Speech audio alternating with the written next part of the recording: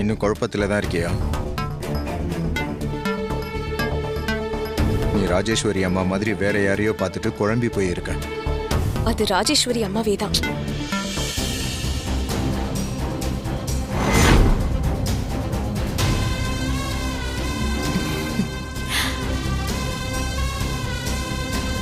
பார், வாங்க ராஜிமா, உங்களுக்கு அதான் வெயிட் பண்ணிட்டு இருந்தோம். பாத்தியா, கார்ல போனாங்க அப்படி இப்படின்னு என்னென்னமோ சொன்ன. இப்போ புரிஞ்சிருச்சா? வாங்க புடவை செலக்ட் பண்ணலாம். போங்க போலாமா? வா கார்த்திக். அவங்களுக்காக தான் காத்துட்டு இருந்தாங்களாமே, தாங்க முடியல. ஏய் பேசாம வா, இல்லைன்னா உருப்படி ஏதாவது பேசு.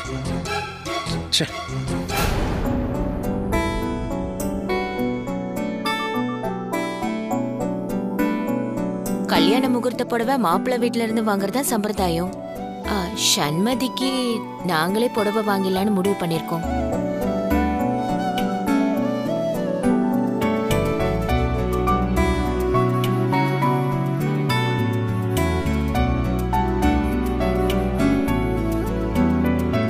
சண்மதி, உங்களுக்கு பிடிச்ச மாதிரி நீங்க ஒரு புடவையை செலக்ட் பண்ணுங்க. பிரைஸ் எவ்வளவு ஆனாலும் பரவாயில்ல, ஆனா நான் தான் பணத்தை கொடுப்பேன்.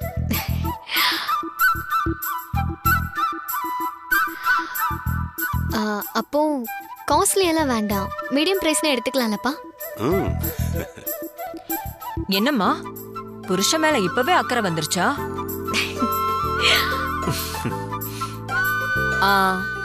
முகூர்த்த புடவைலாம் எங்க இருக்கு? அதோ அங்க இருக்கு. வாங்க ராஜிமா, வாங்க.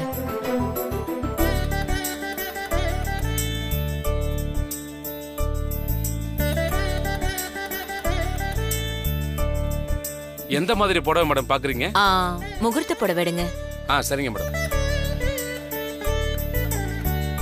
அது அந்த மேல இருக்கிறத எடுத்து போடுங்க. இப்படியே இவங்க புடவை எடுத்து முடிக்கிறதுக்கு ரொம்ப நேரம். அந்த புடவை எடுங்கண்ணா.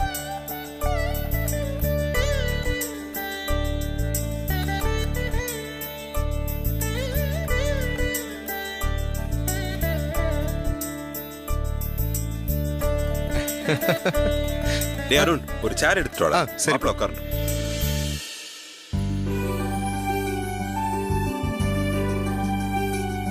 உட்காருங்க மாப்ள.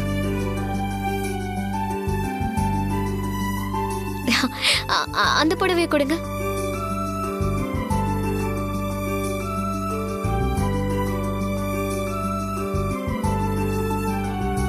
ராஜிமா நல்லா இருக்கா? உனக்கு எல்லா கலரும் நல்லா இருக்கும். இது ரொம்ப அழகா இருக்கு. ஏன்னா இது முகூர்த்த புடவைல்ல. அம்மா, உனக்கு இது பிடிச்சிருக்கா? அழகா இருக்கு, நல்ல கலர்.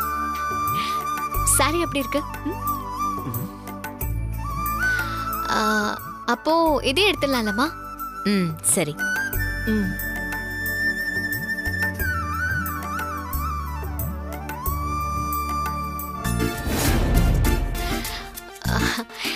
இது ரொம்ப காஸ்ட்லியா இருக்கே. எனக்கு ஒரு 20-25,000ல சாரீஸ் காட்டுறீங்களா? அந்த பக்கம் பாருங்கம்மா. அப்படியா? நம்ம அங்க போய் பார்க்கலாம். அம்மா வா. அப்பா,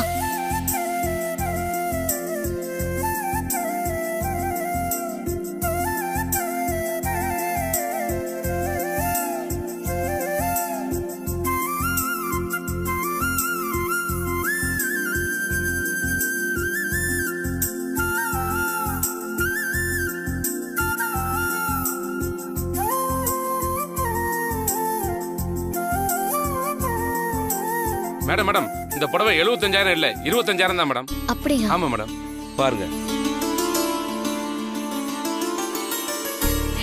ஆமா. ஓ, நான் தான் அவசரத்துல 75 நினைச்சிட்டேன் போல இருக்கு. சரி பரவாயில்ல, குறைஞ்ச விலைக்கு வேற ஏதாவது சாரி இருக்கான்னு பாக்குறேன். அது கிடைக்கலன்னா நான் இதை எடுத்துக்கிறேன். சண்மதி, உங்களுக்கு இது பிடிச்சிருக்குல்ல, அப்புறம் எதுக்கு வேற சாரி தேடுறீங்க? இல்ல பரவாயில்ல. உங்களுக்கும் பிடிச்சிருக்கு, எனக்கும் பிடிச்சிருக்கு. அண்ணா சார், அது கொஞ்சம் பேக் பண்ணி கொடுத்துருங்க. கொடுங்கம்மா. வாங்க.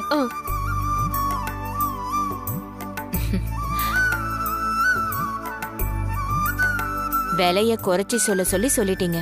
என்ன பொறுத்த வரைக்கும் இதுவே ரொம்ப கம்மி விலை. என் மருமகளுக்கு 2 லட்சம் ரூபாய்க்கு பட்டுப்புடவை எடுக்கணும்னு நினைச்சேன். சரி வாங்க போலாம்.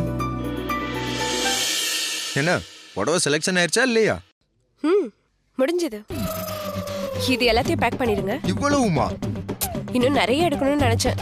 நேரம் ஆகுதுல்ல, இன்னொரு நாள் எடுத்துக்கலாம். இன்னொரு நாளா? ஹே, சண்மதிக்கு தானே கல்யாணம், எதுக்கு இவ்வளவு? இவ்வளவுதானே? இந்த சந்தர்ப்பத்தை பயன்படுத்தி இன்னும் 4-5 புடவை எடுத்துக்கோங்க.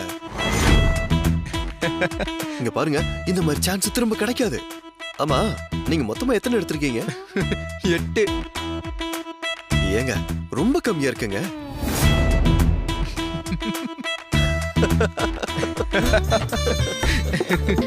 என்ன ஒரே சிரிப்பா இருக்கு? அருண் ஏதாவது பண்ணிட்டானா? உங்களுக்கு தான் கல்யாணம், நீங்க ஒரு புடவை தான் எடுத்திருக்கீங்க.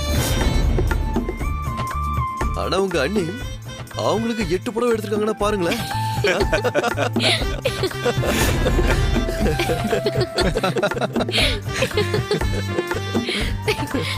சரி போலாமா? போலாம். சொந்த பந்தம் இல்லாதவனுக்கு வாழ்வ பாரு.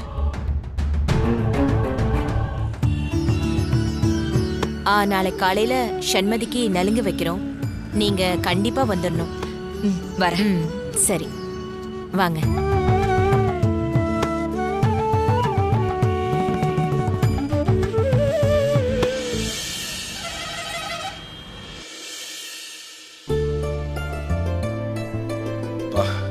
ஒரு வழியா பர்ச்சேஸ் முடிஞ்சது. மங்கை, இத கொண்டு போய் சாமி ரூம்ல வச்சிரு. நாளைக்கு காலையில எடுத்துக்கலாம். சரிங்க. மா, எனக்கு ரொம்ப டயர்டா இருக்கு. நான் போய் ரெஸ்ட் எடுக்கிறேன். சரி போ. பவானி, அந்த பையன் கொடு, பூஜை ரூம்ல வச்சிடுறேன். நீங்க மேல போங்க. பவானி, ரொம்ப தலைவலியா இருக்கு, ஒரு காஃபி போட்டு தரியா? ஏய், நான் கேக்குறதுக்கு பதில் சொல்லாம அப்படியே போனா என்ன அர்த்தம்? உங்களுக்கு ஒரு தேவைனா மட்டும் பொண்டாட்டி வேணும், ஆனா அவளுக்கு ஒரு அசிங்கம்னா அத பத்தி கொஞ்சம் கூட நீங்க கவலைப்பட மாட்டீங்கல்ல? ஏய், என்னாச்சு இப்படி எல்லாம் பேசிட்டு இருக்க? ஓ, என்ன நடந்துச்சுன்னு கூட உங்களுக்கு ஞாபகம் இல்லையா? ரொம்ப சந்தோஷங்க. இப்பதான் என் புருஷனை நினைச்சு எனக்கு ரொம்ப பெருமையா இருக்குங்க. அந்த டிரைவர் பையன் கார்த்திக் என்னன்னா, அத்தனை பேருக்கு முன்னாடி என்ன ஓசில புடவை எடுக்கிறியான்னு கேக்குறான். நீங்களா குடும்பத்தோட அதை கேட்டு சிரிச்சிட்டு இருக்கீங்க. என்ன பார்த்தா அவன் இப்படி ஒரு கேள்வி கேட்டதுக்கு இது தப்புன்னு சொல்லி நம்ம வீட்ல இருக்க யாராவது அவனை கண்டிச்சிருக்க வேண்டாம்? மத்தவங்களை விடுங்க, நீங்க கூட அந்த இடத்துல எனக்காக பேசாதது ரொம்ப கஷ்டமா இருக்கு. ஏய், மாப்பிள்ளை ஏதோ விளையாட்டுக்கு பேசினாரு, அத போய் நீ ஏன் இவ்வளவு சீரியஸா எடுத்துக்கிற? ஓ, எது? அத்தனை பேருக்கு முன்னாடி ஓசில புடவை எடுக்கிறீங்களான்னு என்ன சொல்லி அசிங்கப்படுத்தினது அவனுக்கு விளையாட்டா? இதே மாதிரி நீயும் யாரும் இல்லாத வெறும் பையன்தான்னு நான் கார்த்திகை கேட்டிருந்தா அப்ப நீங்களா சும்மா இருந்திருப்பீங்களா? பவானி, என்ன வார்த்தை பேசுற நீ? அத்த, என்ன நடந்துச்சுன்னு தெரியாம நீங்க? எல்லாம் எனக்கு தெரியும். நீ பேசுறதெல்லாம் நான் கேட்டுட்டு தான் இருந்தேன். அருண் சொன்ன மாதிரி கார்த்திக் தம்பி விளையாட்டாதான் உன்னை பத்தி அப்படி சொல்லிருப்பாரு. நீ நினைக்கிற மாதிரி உன்னை அத்தனை பேர் முன்னாடி அசிங்கப்படுத்தணும்ன்ற எண்ணம்லாம் அவருக்கு கிடையவே கிடையாது. முதல்ல நீ அதை புரிஞ்சுக்க. அப்படியே அவர் சொன்னதுல உன் மனசு கஷ்டப்பட்டிருந்தாலும் அதுக்காக நான் வேணா உன்கிட்ட மன்னிப்பு கேட்டுக்கிறமா? ஐயோ அத்தை, நீங்க எதுக்கு? இங்க பாரு, யார்கிட்டயும் இறங்கி போறதுல எனக்கு எந்த பிரச்சனையும் கிடையாது. ஆனா அதே நேரம் கார்த்திக் தம்பியை குறை சொல்றது, அவரை ஏளனமா பேசுறதையும் என்னைக்கும் என்னால ஏத்துக்க முடியாது.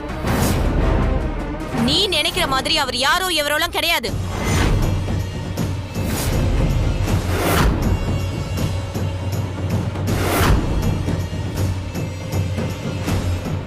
அவரு இந்த வீட்டு மருமகன்.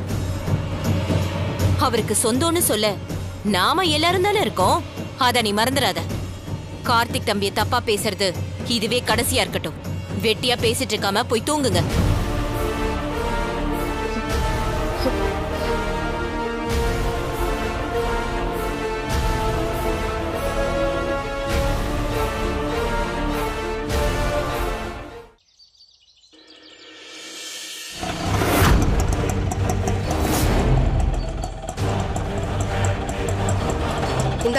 புடி. அவ்வளவுதான்.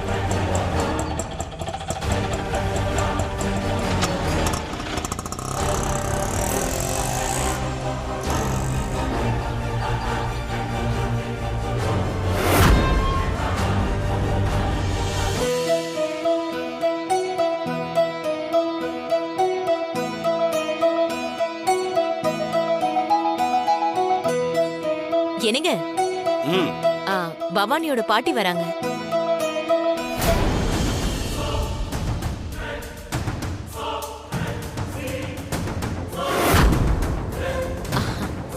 வாங்க, உள்ள வாங்க. உட்காருங்க. வாங்க பாட்டி. வாங்க வாங்க வாங்க. நல்லா இருக்கீங்களா பாட்டி? நல்லா இருக்கீங்களா? நல்லா இருக்கோம். நீங்க எப்படி இருக்கீங்க? நல்லா இருக்கோம். உட்காருங்க. மங்க, அவங்களுக்கு குடிக்க ஏதாவது எடுத்துட்டு வா. சரிங்க. ஐயோ, அதெல்லாம் ஒண்ணு வேண்டாமா.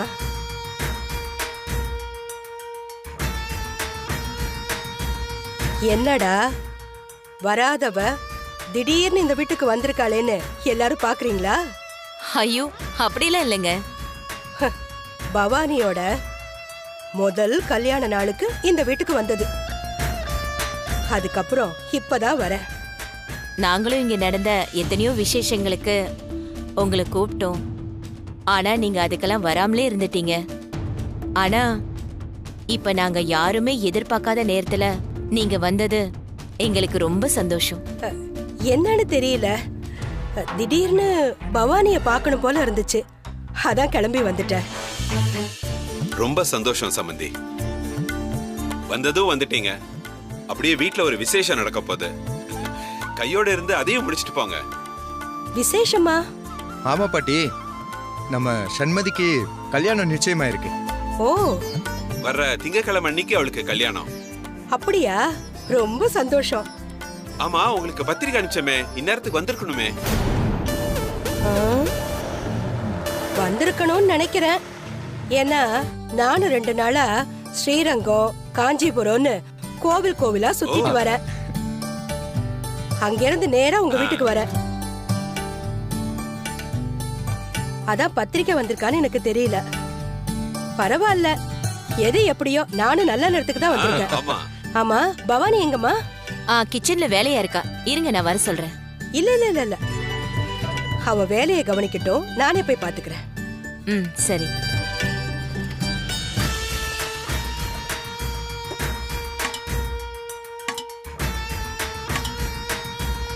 பவானி.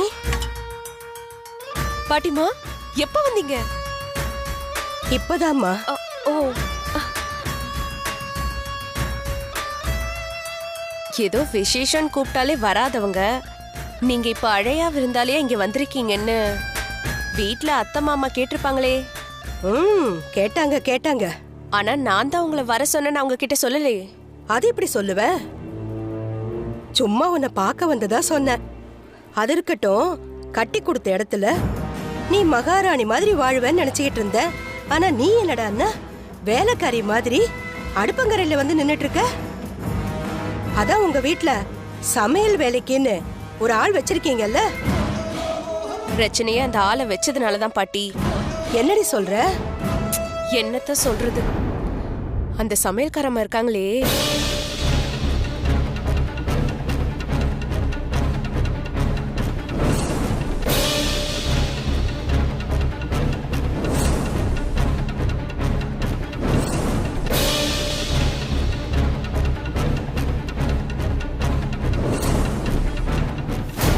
இந்த வீட்டுக்கு வேலை செய்ய வந்தவங்கள சம்மந்தி ஸ்தானத்துல வச்சு பாக்குறாங்க. சொந்த மருமகளான என்ன தோ வேலைக்காரியை விட கேவலமா நடத்துறாங்க. இதெல்லாம் எப்படி சமாளிக்கிறதுன்னு தெரியாம தான் உங்களை ஃபோன் பண்ணி வர சொன்னேன். நீ ஃபோன் பண்ணி என்ன வர சொன்னதும் நான் ஏதோ சாதாரண பிரச்சனையா இருக்கும்னு நினைச்சேன். ஆனா நீ சொல்றதெல்லாம் வச்சு பார்த்தா இந்த விஷயம் கொஞ்சம் பெரிய பிரச்சனையா இருக்கும் போல இருக்கே. நீ ஒண்ணு கவலைப்படாத. இன்னும் கொஞ்ச நாளைக்கு நான் இங்கதானே இருக்க போறேன். நான் இங்க இருந்து போறதுக்குள்ள அந்த சமையல்காரிக்கு ஒரு முடிவை கட்டிட்டு தான் போவேன். சரி பாட்டி, நீங்க போய் மேல ரூம்ல ரெஸ்ட் எடுங்க, நான் வந்துடுறேன். இந்த வீட்ல இவ்ளோ உரிமை கொடுத்து வச்சிருக்கிற அளவுக்கு அப்படி யார் அந்த வேலைக்காரி? அவளை நான் பார்க்கணுமே.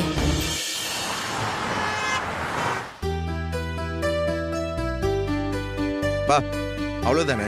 ஆமாம்பா, இதை மட்டும் கொடுத்துட்டா பத்திரிக்கை வைக்க வேண்டிய விஷயத்துல நம்ம வேலை முடிஞ்ச மாதிரி தான். சரிப்பா. ஏங்க, கல்யாணத்துக்கு வரவங்களுக்கெல்லாம் தங்கறதுக்கு ஏற்பாடு பண்ணிட்டீங்களா? மா அதெல்லாம் மண்டபத்துக்கு பக்கத்துல நான் ரூம் புக் பண்ணிட்டேன். சரி. அருண், அப்புறம் ஒரு முக்கியமான விஷயம்ப்பா. மாப்பிள்ளைக்கு சொந்தம்னு சொல்லிக்க யார் இல்லாததால கல்யாணத்துக்கு அப்புறம் மாப்பிள்ளையும் சண்மதியையும் இங்கேயே தங்க வச்சிட்டா என்னன்னு நாங்க யோசிக்கிறோம்ப்பா. பா சூப்பர்ப்பா. கல்யாணத்துக்கு அப்புறம் சண்மதி இங்கே இருந்துட்டா நமக்கும் அவளை மிஸ் பண்ண ஃபீல் வராதுல்ல.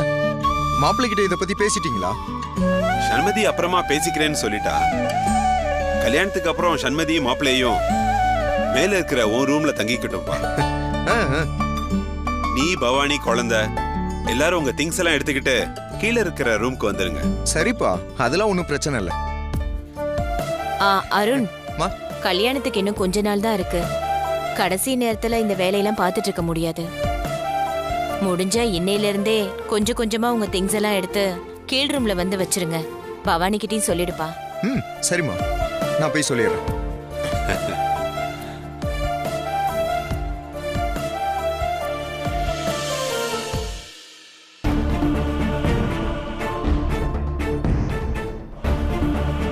எதுக்கு இப்போ இதெல்லாம் பேக் பண்ணிட்டு இருக்கீங்க? எல்லாத்தையும் கீழ இருக்க ரூமுக்கு ஷிஃப்ட் பண்றோம். திங்ஸ் எல்லாம் எடுத்து வச்சிரு. என்ன திடீர்னு? வீட்டுக்கு ஏதாவது ஒயிட் வாஷ் பண்ண போறோமா? அதெல்லாம் இல்ல, இனிமே நம்ம ரூம் கீழே தான். கல்யாணத்துக்கு அப்புறம் சண்மதியும் கார்த்திக்கும் இந்த ரூம்ல தான் தங்க போறாங்க. ஓஹோ, அவங்க இங்க தங்க போறதுனால நம்ம போட்டி படிக்க எல்லாம் எடுத்து வெளியே போணுமா? பவானி, வெளியெல்லாம் போ சொல்லல உன்ன. இந்த ரூம்ல இருந்து ஷிஃப்ட் ஆகி கீழ இருக்க ரூமுக்கு போ சொன்னாங்க. இதுல என்ன பிரச்சனை உனக்கு? எனக்கு பிரச்சனை தான். என்ன கேட்காம ரூம் மாத்துறதுக்கு நீங்க எப்படி ஒத்துக்கலாம்? பவானி, அப்பா கேட்கும்போது நான் என்ன சொல்றது? அவர் கேட்கும்போது நான் முடியாதுன்னு சொல்ல முடியாதுல்ல. முடியாதுன்னு சொல்லிருக்க வேண்டாம். என்கிட்ட ஒரு வார்த்தை கேட்டுட்டு சொல்றேன்னு சொல்லிருக்கலாம்ல. அத பத்தி நான் உங்ககிட்ட கேட்டா மட்டும் சரி நான் சொல்ல போறேன்? இப்படிதான் தேவையில்லாம பேசிட்டு இருக்க போறேன். யாரு இப்ப நான் தேவையில்லாம பேசிட்டு இருக்கனா? வீட்டுக்கு புதுசா மாப்பிள்ள வரானதும் இப்ப நம்மள ரூம்ல இருந்து வெளியே போக சொல்றாங்க. நாளைக்கு அதே மாப்பிள்ளைக்காக நம்மள இந்த வீட்டை விட்டே போங்கன்னு சொல்ல மாட்டாங்கன்னு என்ன நிச்சயம்? இங்க பாரு பவானி, இருக்கிற கல்யாண வேலையில உங்ககிட்ட சண்டை போடலாம் எனக்கு நேரம் இல்லை. உனக்கு பிடிக்குதோ இல்லையோ, அப்பா சொன்னதுக்காக சண்மதிக்கும் கார்த்திக்கும் இந்த ரூமை விட்டு கொடுத்துட்டு நம்ம கீழ் ரூமுக்கு ஷிஃப்ட் ஆக தான் போறோம். தேவையில்லாம இது ஒரு இஷ்யூ ஆக்காம ஒழுங்கா திங்ஸ் எல்லாம் எடுத்துட்டு கீழே வா. பெருசா வந்துட்டான் பேசிக்கிட்டு.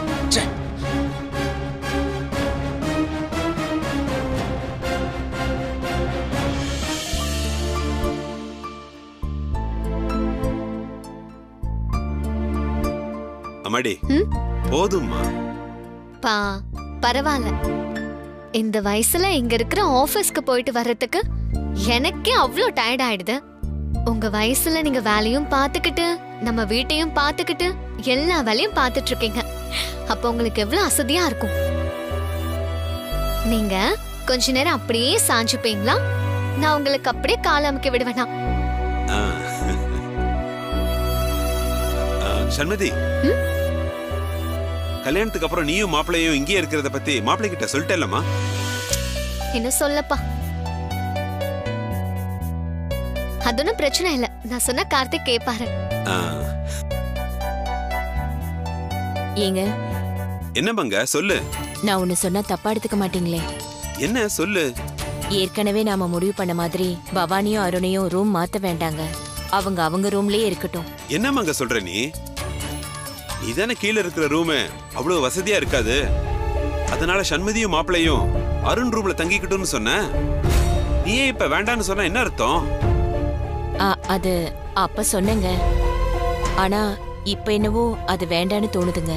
அதுவும் இல்லாம அவங்களுக்கு கல்யாணம் ஆன 5-6 வருஷம் அவங்க அதே ரூம்ல இருந்து பழகிட்டாங்க. இப்போ திடீர்னு அவங்கள வேற ரூம் மாற சொன்னா அவங்களுக்கும் கொஞ்சம் சிரமமா இருக்கும்ல. அது மட்டும் இல்லாம சண்மதியும் மாப்பிள்ளையும் நல்ல சௌகரியமா இருக்கணும்னு நான் நினைக்கிறேன். தேவையில்லாம அவங்கள போய் சங்கடப்படுத்தணுமான்னு தோணுது. மங்கை, அவங்கள ரூம் மாத்த சொல்றதுல உனக்கு இவ்ளோ கஷ்டம் இருக்குன்னா அதெல்லாம் வேண்டாமா. அண்ணனும் அண்ணியும் அங்கேயே இருக்கட்டும், நாங்க என்னோட ரூம்லயே அட்ஜஸ்ட் பண்ணிக்கிறோம். எங்க இதை சொன்னா நீ தப்பா எடுத்துக்குவியோன்னு பயந்துட்டே இருந்தேன். ஆனா நல்ல வேளை நீ புரிஞ்சுக்கிட்ட. இதுல தப்பா எடுத்துக்க என்ன இருக்கு? எங்க பாரு, இதை நினைச்சு நீ ஒன்னும் கஷ்டப்பட்டுட்டு இருக்காத, ஃப்ரீயா விடு. அருண், அப்பா இங்க வாப்பா. என்னப்பா? நீ எடுத்துட்டு வந்த திங்ஸ் எல்லாம் திரும்பவும் ரூம்லயே வச்சிடுப்பா. ஏன்பா, நீங்க தானே எல்லாத்தையும் கீழே ஷிஃப்ட் பண்ண சொன்னீங்க. சொன்னேன்ப்பா. ஆனா இப்போ உன் தங்கச்சி கல்யாணத்துக்கு அப்புறம் கீழே இருக்கிற ரூம்லயே தங்கிக்கிறேன்னு சொல்லிட்டா. நீயும் பவானி எப்பவும் போல அந்த ரூம்லயே இருந்துருங்களேன். சரிப்பா, சரி.